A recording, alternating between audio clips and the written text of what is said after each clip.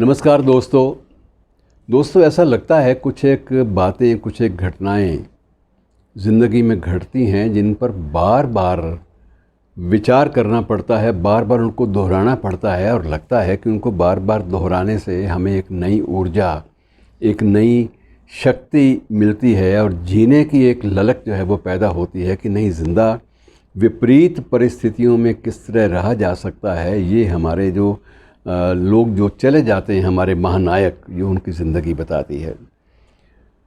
मित्रों, सरदार मिल्खा सिंह फ्लाइंग सिख गए, लेकिन कहाँ गए ये बिल्कुल नामुमकिन सी बात लगती है। ऐसे शख्स कभी दिवंगत नहीं होते।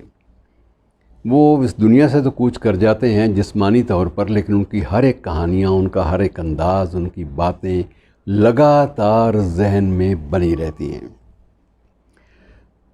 मुझे व्यक्तिगत रूप से उनके बारे में कुछ एक इन्फॉर्मेशंस ऐसी मेरे पास हैं जिनका बयान करना बहुत ज़रूरी लगता है। मुझे सौभाग्य भी मिला कि मैं उनसे 2 या 3 बार उनसे मिला और कुछ मीडिया के लिए भी गुफ्तगू हुई।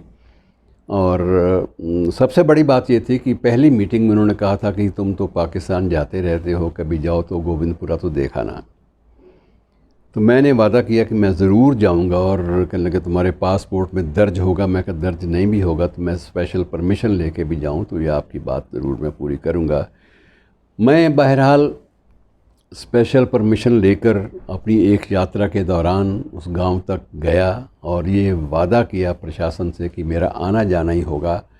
मेरे साथ सिक्योरिटी का बंदा भी बैठाया गया और एक यूट्यूबर को मैंने, यूट्यूब उन दिनों में नहीं थे शायद, हाँ यूट्यूब थे उन दिनों में, मैंने यूट्यूबर को एक साथ लिया। उससे पहले यूट्यूबर से पहले वो एक पत्रकार थे, तो इस नाते से मेरा उनसे परिचय भी था। सहर्ष तैयार हो गए। उन्होंने कहा कि मेरा भी मन था, मैं भी कभी जा नहीं पाया, आज इसी बहाने मैं भी चलता हूँ, हो आता हूँ। मित्रों, हमने वो सारा गांव गोविंदपुरा तलाशा, हमें कहीं नहीं मिला।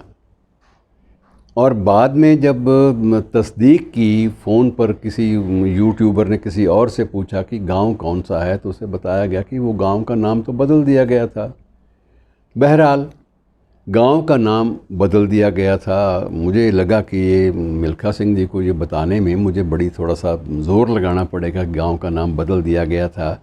लेकिन गांव का नाम क्यों बदला गया था उसकी भी एक दलील दी गई कि जब वहाँ ज़्यादातर लोग सिख पॉपुलेशन थी, जितने भी परिवार थे सभी सिख परिवार थे, और जब सिख परिवार पूरे के पूरे वहाँ से पलायन कर गए या नरसंहार का शिकार हो गए, तो उसके बाद उस गांव में कोई भी सिख नहीं रहा, इसलिए उस गांव का नाम बदल दिया गया और वो गांव अब किसी और नाम से नक्शे पर है, गोविंदपुरा के नाम से नहीं है।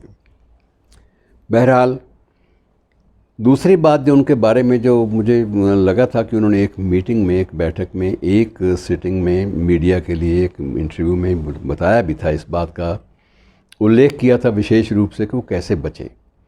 मित्रों, आपने कहानियों में अक्सर हम लोग कहते हैं कि रोंगटे खड़े हो जाते हैं। रोंगटे खड़े होने या मैंने इसके हमेशा मुहावरा माना है, लेकिन उस दिन की सारी बातें सुनकर वाकई रोंगटे खड़े हो जाने वाली बातें सामने आई कि ये अनबिलीवेबल है। और बीच में ऐसे लम्हे भी आए कि अपनी सारी जर्नलिस्टिक मैच्योरिटी के बावजूद, अपने पत्रकारिता की मैच्योरिटी के बावजूद मेरी आंखें गीली हुई जब उस शख्स ने बताया अपनी गीली आंखों से, नम आंखों से, कि कैसे उसके सामने उसके परिवार के 16 सदस्य कत्ल किए गए, मारे गए, और मरने वालों में उसका बाप भी शामिल था, उसके सगे भाई शामिल थे, सगे भाइयों के परिवार शामिल थे, भाभियां शामिल थी।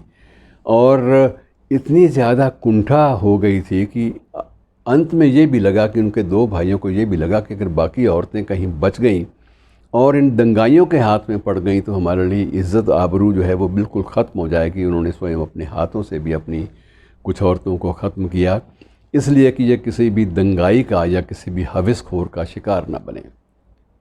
तो ये स्थितियाँ ऐसी थी। और उस वक्त सबसे बड़ी स्थिति, मैंने पूछा ये भाग मिल्खा भाग जो है, फ़िल्म भी बनी, ये इसका चर्चा आपकी ज़िंदगी के साथ जुड़ा हुआ है, ये क्या है? तो उन्होंने बताया कि उस वक्त जब मेरे बाप को उन्होंने अपने तलवार से काटने के लिए तलवार उठाई, दंगाइयों ने, एक दिन घुड़सवार था दंगाई, तो उसने जब तलवार उठाई तो उस वक्त मेरा बाप चीखा कि भाग मिल्खा भाग, भज मिल्खिया भज, पंजाबी में उसने कहा भज मिल्खिया भज। और उस वक्त पूरे ज़ोर से, मैं पूरे दहशत के अंदर मैं था, मैं दहशत में भी था, दहशत ज़दा भी था, और उसके बावजूद ये भी था कि बाप ने कहा, और जान बचाने की एक इच्छा भी थी कि बाकी लोग जितने परिवार के बच सके, मुझे कुछ तो करना चाहिए। लेकिन मैंने अपनी आंखों से देखा मेरे सामने मेरे बाप का भी कत्ल हुआ, और मैं भागा।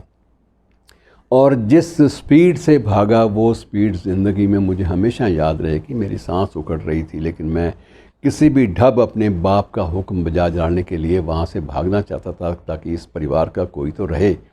और मैं वहाँ से बड़ी मुश्किल भागकर एक रेलवे लाइन के समीप पहुँचा। ट्रेन धीमी गति से चल रही थी, और मैंने आप देखा ना ताव एक डिब्बे का हैंडल पकड़ा, और चलती ट्रेन में मैं अंदर घुस गया।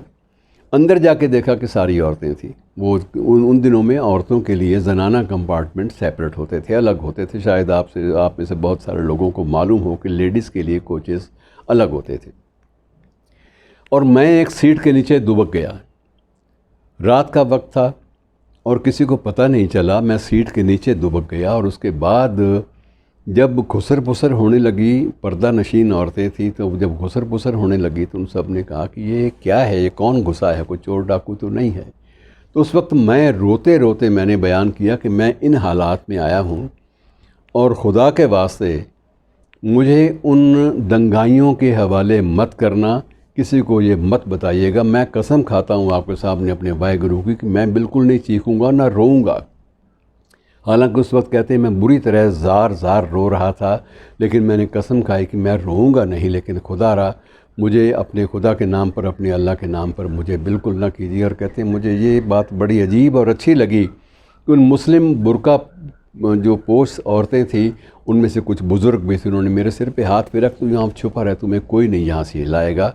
और उन बुरका पोश मुस्लिम औरतों ने मुझे वहाँ से ज़िंदा बचने में मदद दी।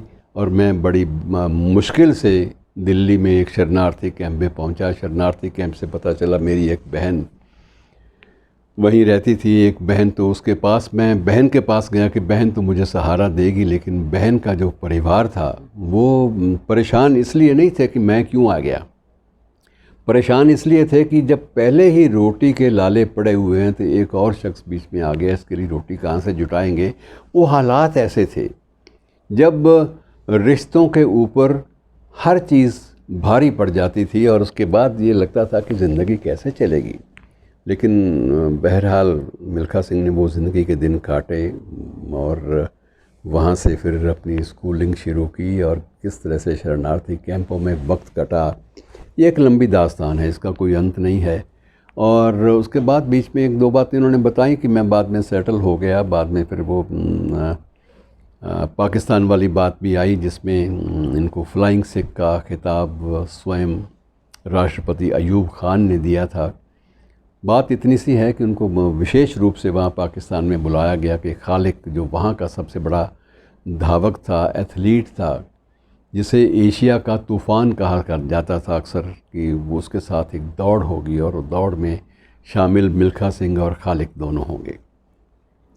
लेकिन मिल्खा सिंह के जहन पर इतनी कड़वाहटें थीं उस सारे एपिसोड की, पार्टीशन वाले की, कि उसने कह दिया कि मैं नहीं आ सकता, मैं नहीं जाऊंगा। और दिल्ली से तब पाकिस्तानी हाई कमीशन ने भी दखल दिया, कुछ और लोगों ने दखल दिया, सब ने प्राइम मिनिस्टर से, उस वक्त जवाहरलाल नेहरू साहब थे, उनसे गुजारिश की कि आप इसे मनाइए कि ये तो सारा का सारा, वहाँ तो एक दोस्ती के जो हम लोग बहाली की कोशिश कर रहे हैं रिश्तों की, वो तो सारी चीज़ें ख़त्म हो जाती हैं ऐसे सेटबैक के बाद।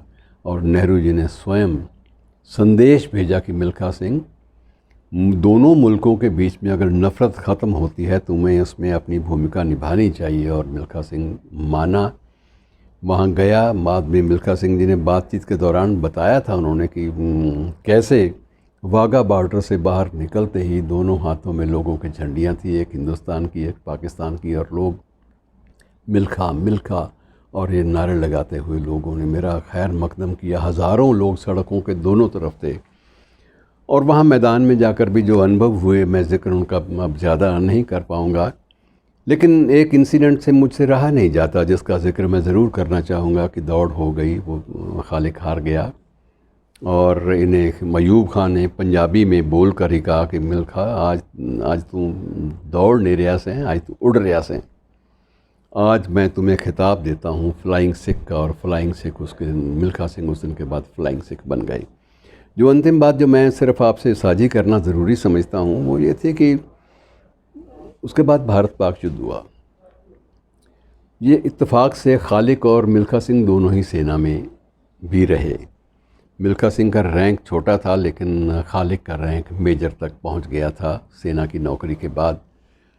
तो खालिक इत्तेफाक से वहाँ जो प्रिजनर ऑफ वार जो युद्ध बंदी बने, उन युद्ध बंदियों में खालिक भी शामिल था और खालिक को मेरठ की जेल में, मेजर खालिक को मेरठ की जेल में रखा गया था। तो खालिक ने किसी मध्यस्थ के माध्यम से किसी संदेश भेजा मिल्खा सिंह के साथ, यार तेरे से मिलने का बड़ा मन है। और मिल्खा सिंह बड़े चाव से वहाँ गए उससे मिलने के लिए। उन्होंने वहाँ जितने भी जेल का स्टाफ था सबसे कहा कि भाई कानून तो अपना काम करेगा, लेकिन मेरी पर्सनल गुजारिश है, दोनों हाथ जोड़ के, यार इसको तकलीफ़ ना होने देना, इसे तंग मत करना, और इसे जो भी चीज़ चाहिए मुझे इतला भेज देना, मैं मुहैया कर दूंगा, लेकिन इसे तंगी नहीं आनी चाहिए। उस एपिसोड की खबर जो है वो दिल्ली भी पहुंची और बाद में भारत सरकार ने भी उसका थोड़ा उदारतापूर्वक लिया और मेजर खालिक को रिहा कर दिया गया। रिहा तो खैर वो लंबे एग्रीमेंट के बाद ही हुए, लेकिन फिर भी कोशिश ये की गई कि मिल्खा सिंह ने जो जो वचन दिया है वो पूरे हों, और इस तरह से खालिक पहुंचा। और अब जब मिल्खा सिंह नहीं रहे तो मित्रों वहाँ से अफसोस की खबरें भेजने वालों में, ख़त भेजने वालों में, संदेश भेजने वालों में सबसे पहले खालिक की बीवी थी। उसने बड़े एहतराम के साथ इनको याद किया और अपनी वह तो ऐसी शख्सियतें मित्रों बड़ी लंबे अरसे तक ज़िंदा रहती हैं, और जब तक ये हमारे जहन में रहेंगी हमें जीने की एक ऊर्जा मिलती रहेगी। शुक्रिया दोस्तों।